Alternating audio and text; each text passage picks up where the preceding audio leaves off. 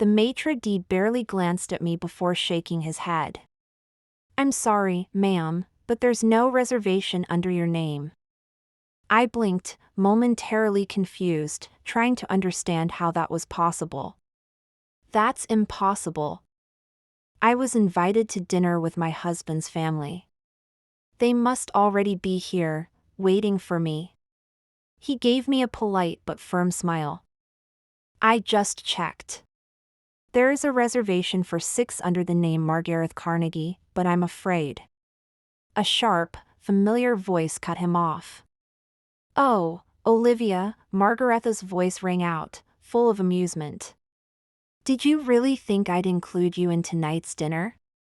I turned around and saw my mother-in-law standing just a few steps away, dressed in her usual designer outfit, her platinum blonde hair perfectly styled. Sitting behind her, my husband James looked stiff and tense, his gaze shifting between me and her, clearly uncomfortable, but saying nothing. Beside him, his sisters Jessica and Emily whispered to each other with mocking smiles. My stomach turned, but I refused to let it show.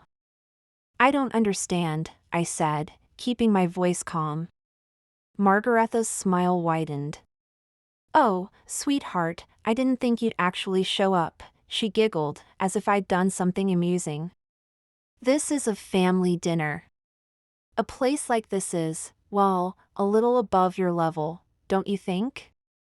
Maybe a simpler restaurant would suit you and your lifestyle better." Jessica let out a giggle behind her wine glass. Emily avoided my eyes. James just sat there, gripping his fork in silence, lost in thought. I felt the weight of humiliation settle in. The judgment in the air was thick enough to choke on. Other patrons were beginning to notice, curious eyes turning toward the unfolding drama. I should have seen this coming.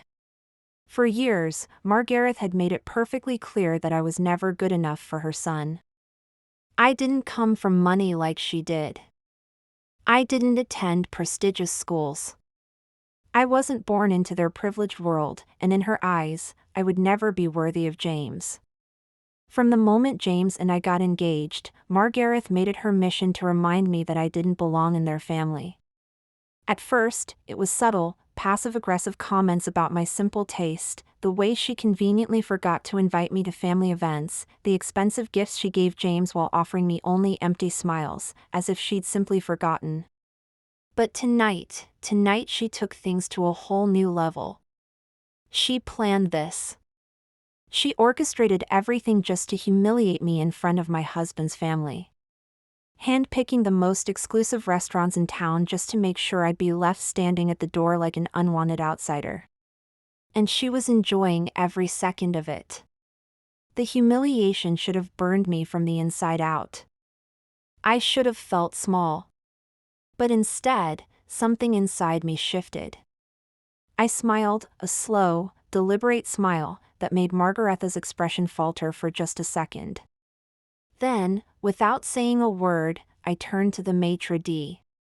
"Would you be so kind as to call the owner for me?" I asked, my voice soft yet confident. Margareth burst out laughing. "Oh, please, don't make me laugh. Do you really think the owner of this place is going to come out just because you asked?" I turned back to her and met her gaze squarely. "Yes. Because the owner of this restaurant knows me very well.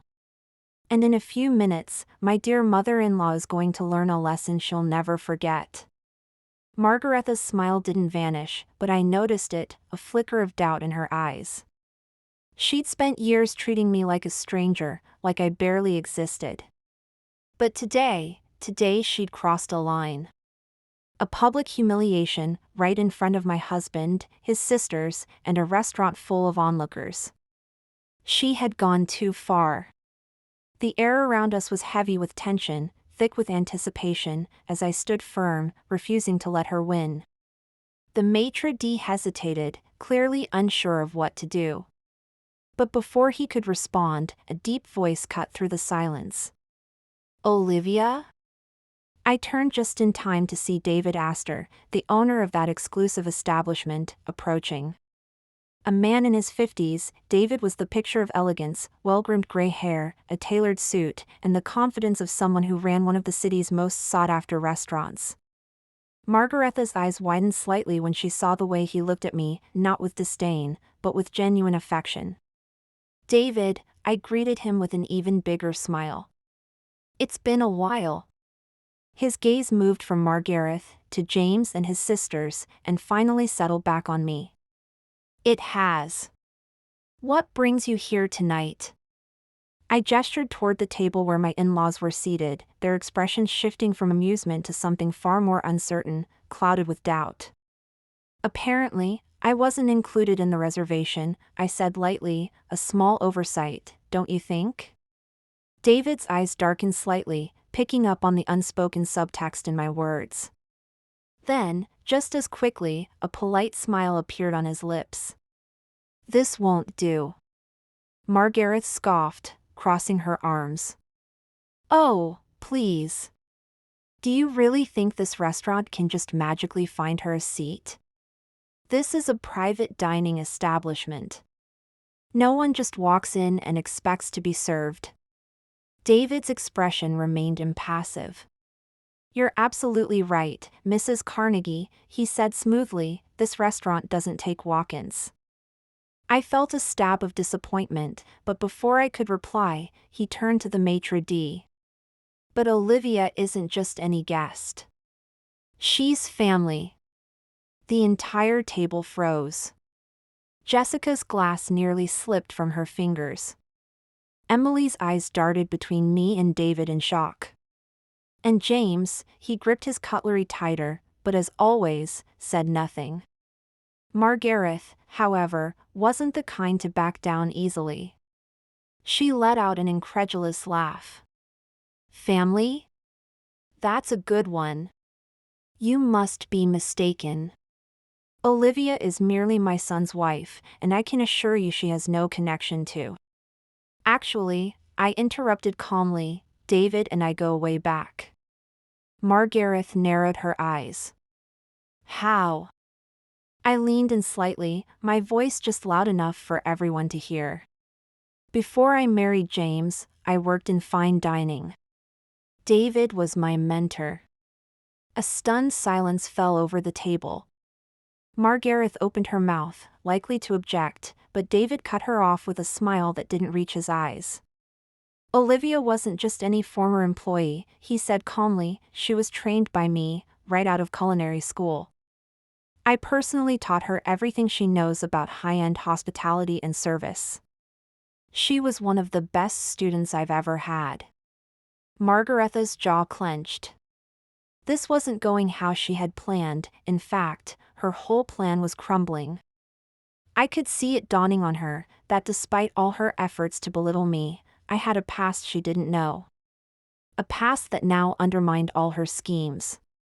And I wasn't done yet, in fact, I was just getting started. I turned to the maître d', still awkwardly standing at his podium. "I imagine David's word is enough to get me a table?" The maître d' straightened immediately. "Of course, Miss Olivia. I'll have the staff prepare a table right away." Margaretha's face turned a shade of red I had never seen before. "This is absurd," she hissed through gritted teeth. "You're telling me she's getting special treatment just because she once worked with you? I can't believe this is even allowed." David gave a soft chuckle. "No. She's getting special treatment because she deserves it." I gestured for a waiter, who rushed over and began setting a place at the table, right beside James. "Oh," I murmured, feigning surprise, "looks like there's plenty of room after all." Margaretha's fingers curled into fists against the tablecloth. "This is ridiculous." I leaned in just a little, lowering my voice so only she could hear. "What's ridiculous is thinking you could humiliate me and get away with it." Her nostrils flared. "You're being dramatic." I shrugged. "I'm just enjoying a family dinner. Isn't that what you wanted?" Before she could respond, David gave my shoulder a light pat. I'll ask the chef to prepare something special for you, Olivia. Margareth nearly choked. Something special? David smiled. On the house, of course.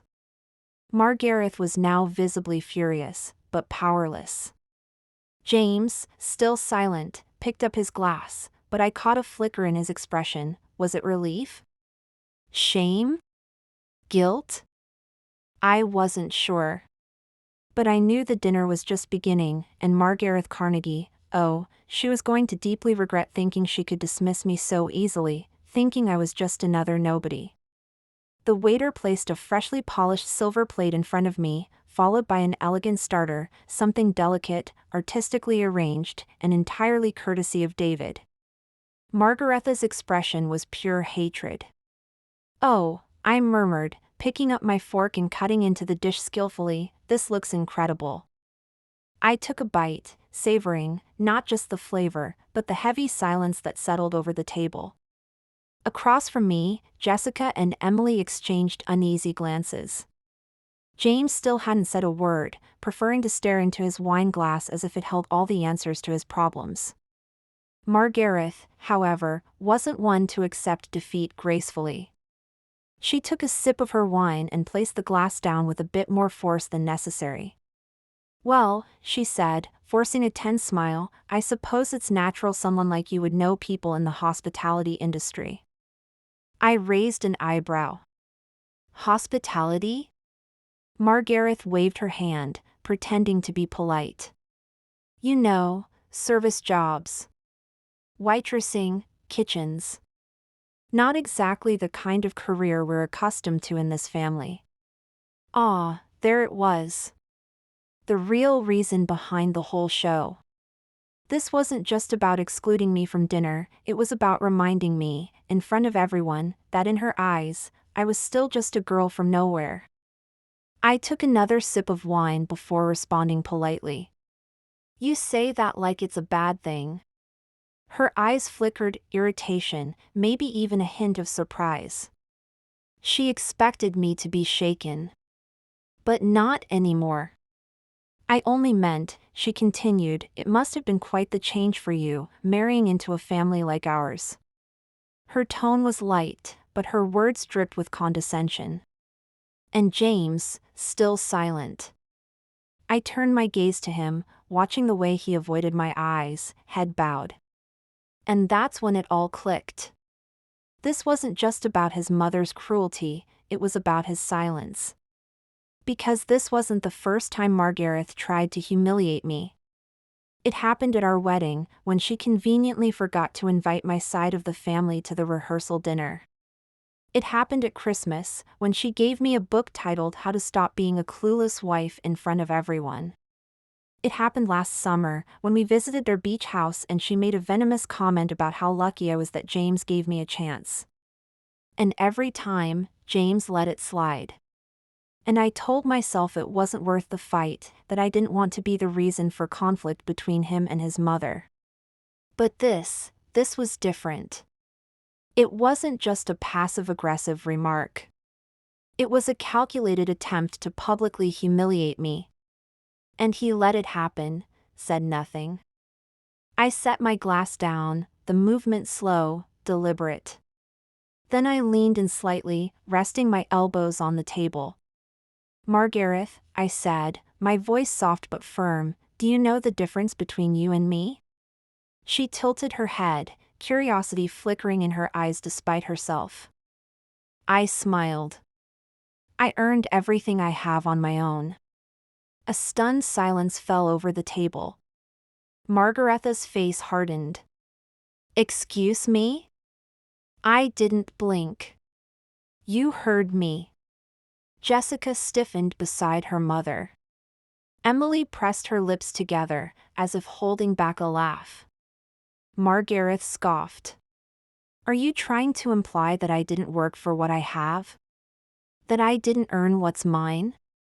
I let the question hang in the air, and before she could offer another condescending rebuttal, I added.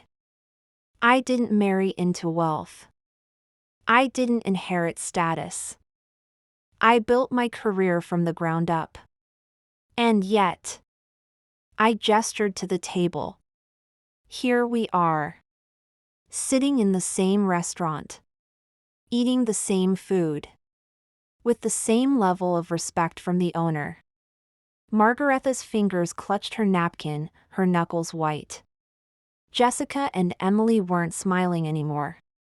And James looked like he wanted to crawl under the table. For the first time since I met Margareth, I saw something flicker across her face, something she usually hid very well. It wasn't anger. It was fear. Because she had spent years convincing herself that I didn't belong there, that I was inferior, that I was just a gold digger clinging to her son. But now she was starting to realize the truth. And the truth was that I wasn't someone she could break. At least, not easily. I picked up my fork again, cutting another bite of my dish. Oh, and Margareth. She exhaled sharply through her nose, clearly enraged that I had taken control of the conversation. What? I asked, smiling slowly, deliberately. You should be careful who you belittle and try to humiliate. I spared a bite of food and brought it to my mouth, chewing slowly, before adding. You never know who might end up above you. The tension at the table was suffocating. Margareth, usually poised and in control, now sat stiffly, gripping her wine glass so tightly I half expected it to shatter. James looked like he wanted to disappear into his seat. Jessica and Emily exchanged glances, clearly unsure whether to step in. And me. I had never felt more certain of my place. I saw it in Margaretha's expression, in the way her carefully crafted mask of superiority cracked, even if just for a moment, that she wasn't used to being challenged. She had built her power on people who bowed to her will, who were too afraid or too polite to put her in her place. But me. I wasn't afraid of her anymore.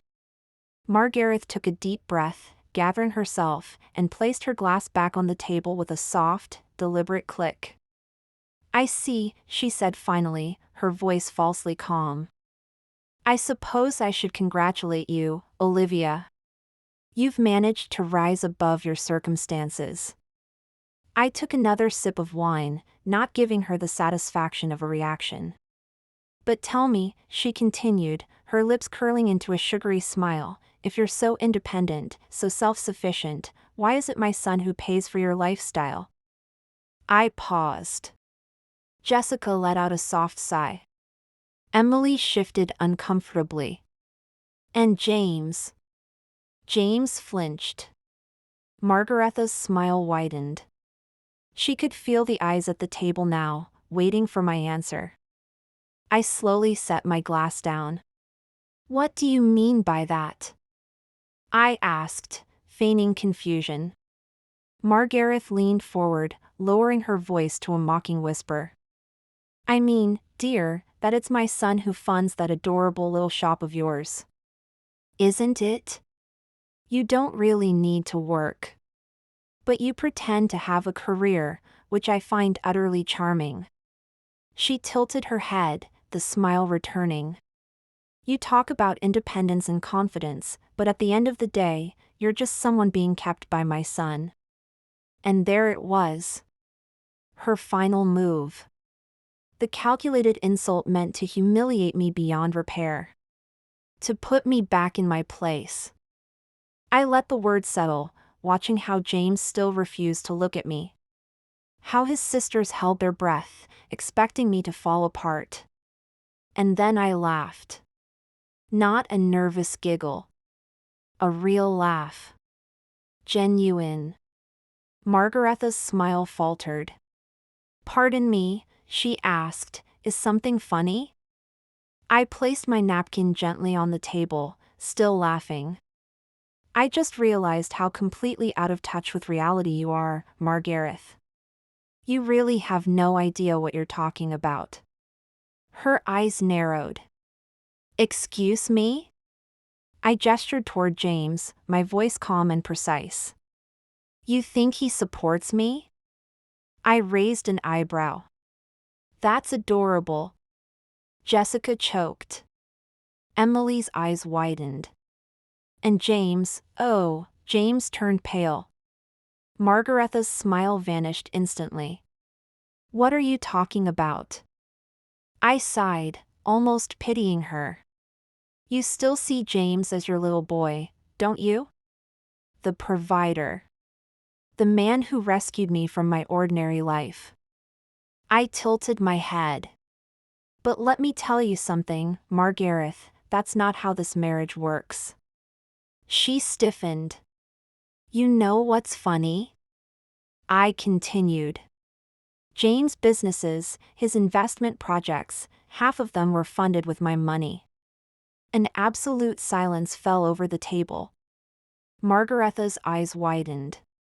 It was like her world was collapsing in real time. What? She whispered. I smiled. But this time, without warmth. James didn't build his career alone, I went on, looking directly at him but speaking to her. When he wanted to start investing, he had no capital. But I did. Margareth fidgeted with her fingers, restless. That's not possible.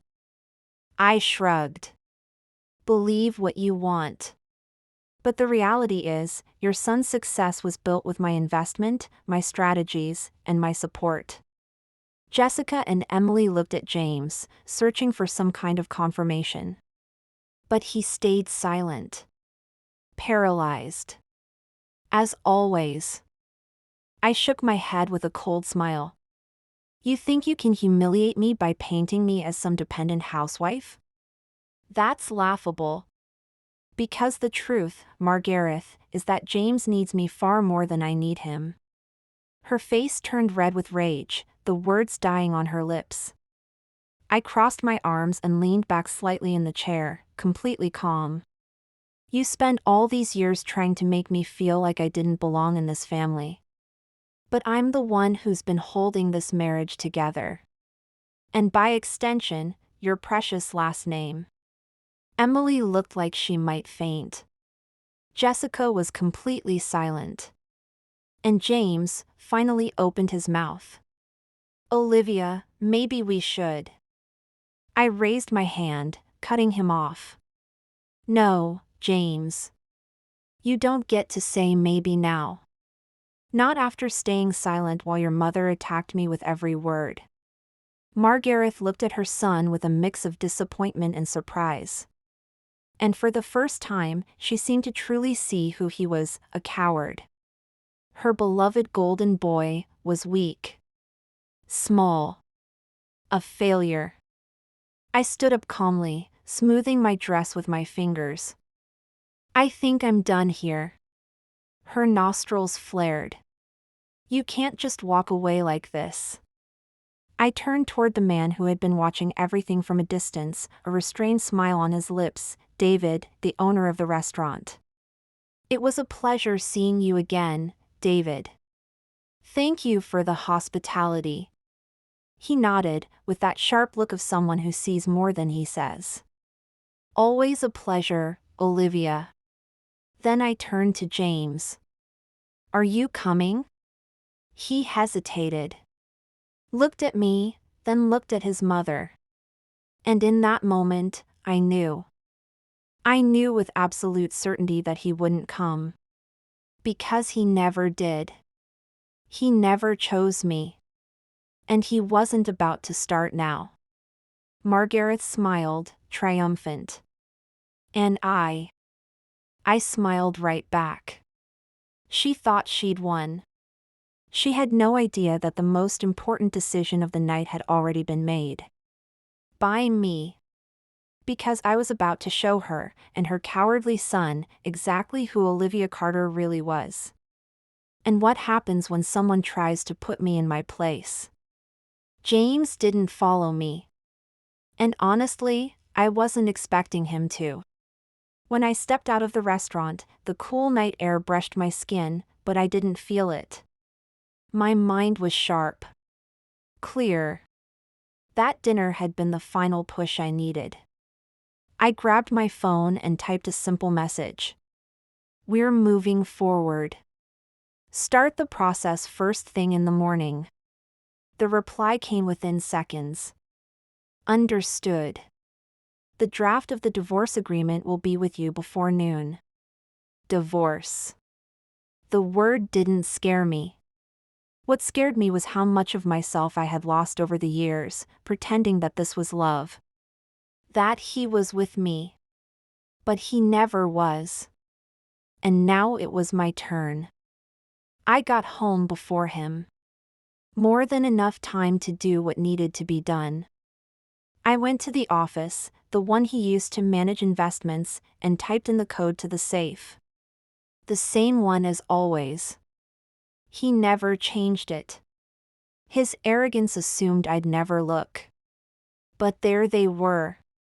Bank statements, contracts, portfolios.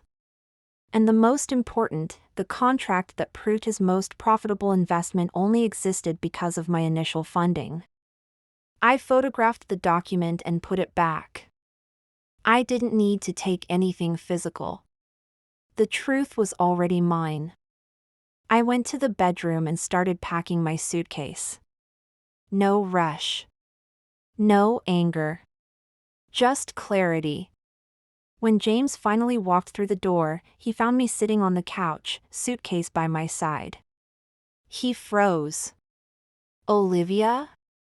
I looked up at him. Took you long enough. His eyes went from the suitcase to me. What are you doing? I stood, meeting his gaze firmly. I'm leaving. He took a step forward, as if to stop me. You're really doing this? I am. And you'll miss me, James. But by the time you realize it, it'll already be too late. I walked past him and didn't look back. On the sidewalk, a car was already waiting. I got in, closed the door, and told the driver. You can go. As the car pulled away, I looked out the window one last time. Then I opened my phone. I wrote. It's my turn to start over. But this time, for me. I smiled. And for the first time in a long time, that smile was mine. Real. Free. The end. And you? What would you have done in my place? Tell me in the comments, I really want to know what you think. And if you love stories with twists, love turned into war, and revenge served cold, subscribe to Revenge with Anna. Because here, revenge is just the beginning.